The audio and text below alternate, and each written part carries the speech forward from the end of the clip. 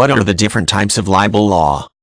Libel law offers a legal recourse to those who have false information written and published about them that harms their reputation, moral character, and integrity.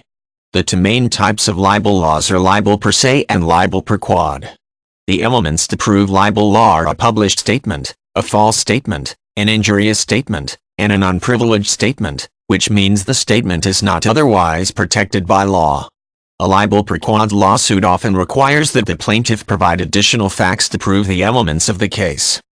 Libel laws are a subset of defamation law in most jurisdictions.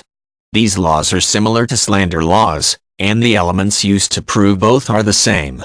The difference between libel law and slander law is that the former protects against injury to reputation and moral character in written and published statements, and the latter protects against injury to reputation and moral character in spoken statements.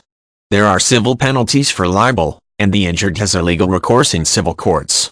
Courts may award punitive damages in libel lawsuits. Libel per se, which means on its face in Latin, refers to written words that outright defame someone's reputation. The statement has to be untrue in order for the plaintiff to win a libel per se case. The plaintiff doesn't have to claim special damages, only that the elements of libel were met.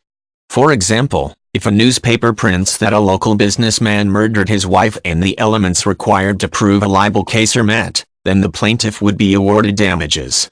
No matter how awful the statement is, the plaintiff often has to prove that the statement resulted in actual harm to his reputation, because defamation law is a form of tort law.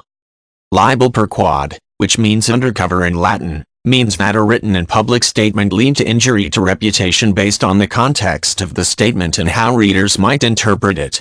Unlike libel per se, the plaintiff has to claim special damages and show facts additional to what is often required in a libel lawsuit. The reason is that libel per quod in libel law is often more subjective than libel per se, which is straightforward. An example of libel per quod is when a newspaper publishes a birth announcement claiming that Sandra Williams on Main Street is the proud mother, but Sandra is a 16-year-old and a devout Christian, and the paper really meant to write about another Sandra who lives on 2nd Street.